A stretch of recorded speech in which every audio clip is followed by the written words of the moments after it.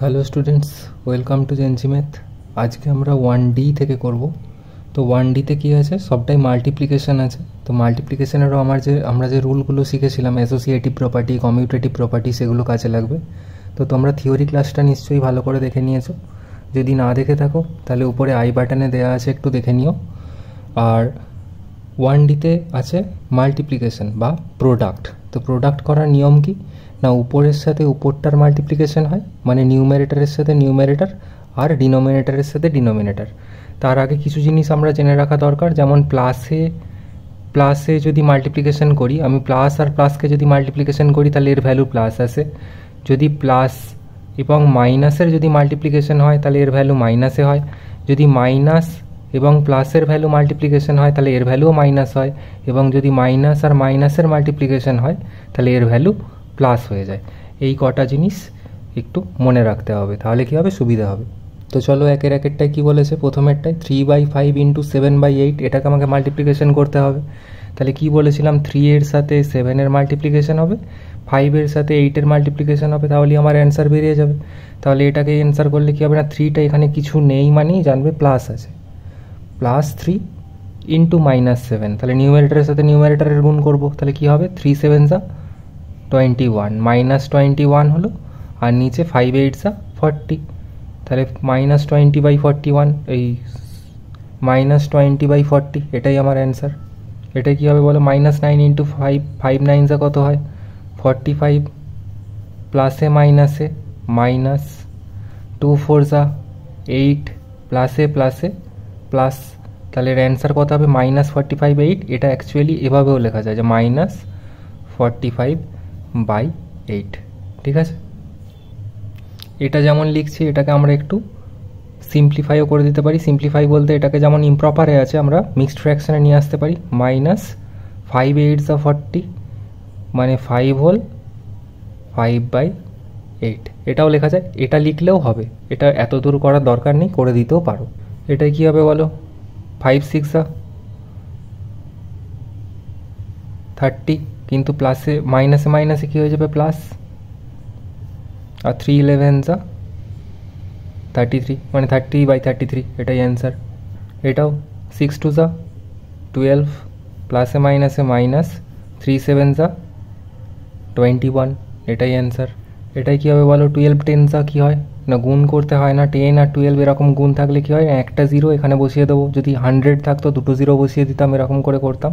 তাহলে 12 10 কত হয়, 120, প্লাসে মাইনাসে মাইনাস, বাই 3 5 15। আচ্ছা 6-এরটা কী হবে, 3 25 কত হয়, 25 1 25, 25 2 50, 25 3 75, তাহলে এখানে কত হবে, 75 বাই, দেখো মাইনাসে মাইনাসে প্লাস হয়ে যাবে, 9 10 90। এটাই 5 9 45, প্লাসে মাইনাসে মাইনাস, 18 2 36, আর একটা 0, আর এটা প্লাসে মাইনাসে মাইনাস। তাহলে এই মাইনাস কী হয়ে যাবে, ক্যান্সেল আউট হয়ে যাবে। এই মাইনাস ক্যান্সেল আউট হয়ে গেলে কী হবে না, 45/360। এটাকে 5 দিয়ে সিম্পলিফাই করা যায় যদি করি, তাহলে 5 9 45, 5 7 35, 10, 5 2 10, তাহলে কত হলো, 9/72। এটা কত হবে, 13 × 25, না মাইনাসে মাইনাসে প্লাস, 13 5 25-এর টেবিল আমরা জানি, 25 3 কত হয়, 75, এখানেই করলাম 25 3 75, তাহলে এখানে 75-এর 5 বসলো, ক্যারি 7, 25 1 25, 25 + 7 মানে 32। এটা মাইনাসে মাইনাসে হয়ে গেল প্লাস, আর 15 × 26 করলে কত হয় না, 390 হয়। তাহলে এটা আমার অ্যান্সার। আচ্ছা এটাই কী হবে না, এটা শুধু 10 আছে, শুধু 10 আছে মানে আমি নিচে বাই 1 লিখে নিতে পারি, কোনো অসুবিধা নেই। তাহলে এটার উপরের গুণ করবো, নিচের গুণ করবো, তাহলে মাইনাসে মাইনাসে প্লাস, 13 10 কত হবে, 130/5। এটা একটু সিম্পলিফাই করা যাবে, 5 1 5, 5 2 10, 5 6 মানে এখানে অ্যান্সার আসবে +26। এটাও তাই, এখানে নিচে একটা 1 বসিয়ে নিলাম, 7 ইন্টু 24 কত হবে?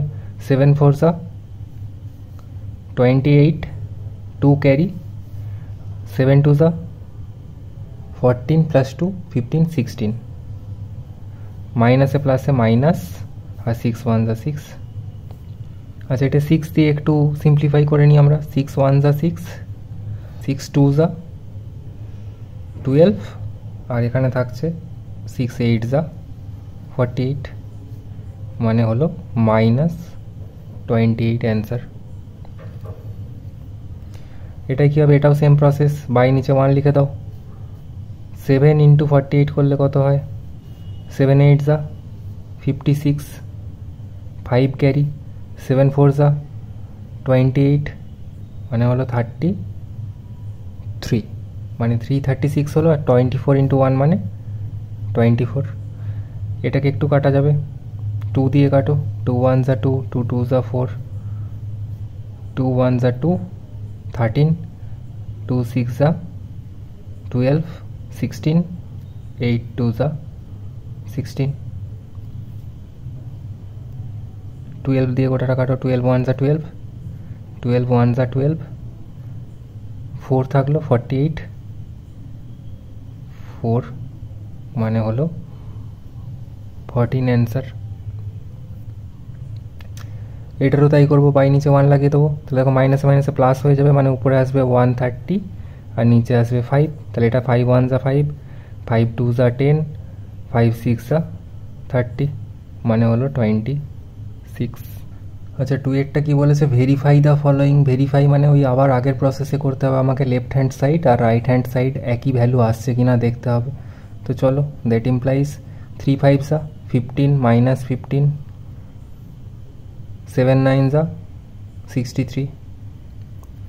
এদিকটায় কী হবে? 3 5 যা 15 আর 7 9 যা 63, তার মানে দুটো ইকুয়াল আসছে। তার মানে আমি কী করে দেবো? LHS ইকুয়াল টু RHS, ব্র্যাকেটে লিখে দেবো ভেরিফাইড। আচ্ছা, বাকিগুলো সবই সেম, তো সেমগুলো আমি আর করলাম না। 2 আর 3 তোমরা বাড়িতে করে নেবে, হয়ে যাবে। তো 4এরটা করে দিচ্ছি। 4এরটা একটু অন্যরকম আছে। তো অন্যরকম বলতে আর কিছুই নয়, এটা 8 আছে। তো কী শিখিয়েছিলাম যে 8 থাকলে শুধুমাত্র এটা নিউমারেটর আছে, মানে ডিনোমিনেটর আমি 1 লিখে নেব, এদিকেও একটা 1 লিখে নেব, দিয়ে সেম প্রসেস এটা যদি করি তাহলে কি হবে? 8 13 কত হয়? 104, মাইনাসে মাইনাসে তো প্লাস হয়ে গেছে, আর 12 1 যা 12, ইকুয়াল টু এদিকেও দেখো মাইনাস 8 13 যা 104 হবে, বাই 12 1 যা 12। তাহলে এটাও তাই হবে। LHS equal to RHS, verified. আচ্ছা, 3 এর 1এরটা কী বলেছে? এটাও একই জিনিস, verify each of the following.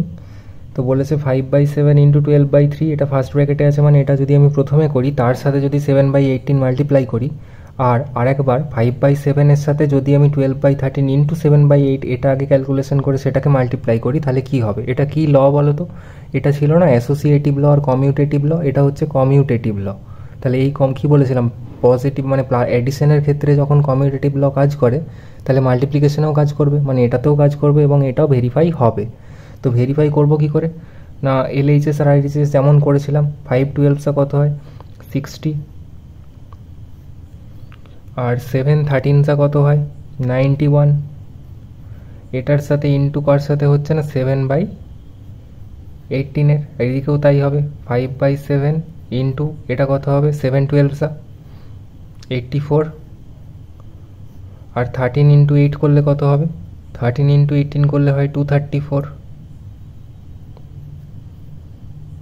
কীভাবে হলো 234? দেখো, ভিডিওর লেন্থ কমানোর জন্য আমি এই ক্যালকুলেশনগুলো আর পাশে লিখে করছি না, তোমাদের ডাইরেক্ট করে দিচ্ছি। তবুও তোমরা কীভাবে করতে পারবে? যদি 13-এর টেবিল মনে থাকে, 13 ইন্টু 8 আবার 13 ইন্টু 1 করবে, তাহলে দেখবে 234 আসছে।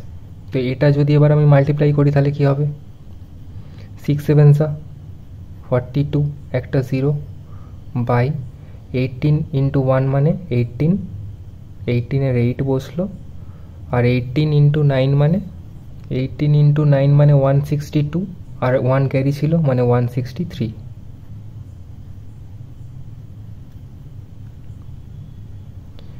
5 ইন্টু 84, দেখো 5 4 কত হয় 20, 20 0 2 ক্যারি, 5 8 40 প্লাস 2 মানে 42, আর নিচেটা কত হবে 7 4 28, 2 ক্যারি, 7 3 21 প্লাস 2 মানে 23, মানে 3, 2 ক্যারি, 7 2 14, 14 প্লাস 2 16। দেখো LHS ইকুয়াল টু RHS হয়ে গেছে, তাহলে ওটাই লিখে দেবো, LHS equal to RHS verified. তো এই সেম প্রসেসে তোমরা বাকি দুটো করতে পারবে, 2 আর 3। আচ্ছা, 4এরটা দেখো বলেছে ফিল ইন দি ব্ল্যাঙ্কস। দেখো ইকুয়ালের ক্ষেত্রে আগের ক্লাসে আমি তোমাদেরকে বলেছিলাম কমন ব্যালেন্সের কথা, যে এদিকে যা থাকবে এদিকে তাই থাকবে, আমরা ক্যালকুলেশন করে নয় কম্পেয়ার করে করব। তাহলে কম্পেয়ার করে কি দেখবো না, এদিকে 18/35 আছে, এদিকেও 18/35 আছে, এদিকে -23/17, এর সাথে গুণ করলে রেজাল্ট যা হবে এটাও সেম রেজাল্ট হতে গেলে নিশ্চয়ই -23/17 দিয়েই গুণ করতে হবে। তাহলে এখানে 23/17 বসিয়ে দিলেই আমার অ্যান্সার হয়ে যাবে। তাহলে এখানে খালি মিসিং ডিজিটটা বসাতে হবে, যে এইদিকে দুটো ডিজিট আছে, এদিকে কে মিসিং আছে, যেটা মিসিং সেটাই অ্যান্সার। তাহলে সিমিলারলি এটাই বলো কী হবে, এখানে এই দুটো তো কমন, তাহলে কে নেই -38, এখানে বসিয়ে দাও -38, তাহলেই অ্যান্সার পেয়ে যাবে। এখানে দেখো কে নেই 21/10, এখানে আছে 21/10, 5/6, এখানেও 5/6, কে নেই 15/7 নেই, তাহলে এখানে কী হবে 15/7 অ্যান্সার। তাহলে এটা তোমাদের হোমওয়ার্ক, এখানে আমাকে বলো কি বসবে, কমেন্টে জানিও। আচ্ছা, 5এরটা বলেছে মাল্টিপ্লিকেটিভ ইনভার্স। মাল্টিপ্লিকেটিভ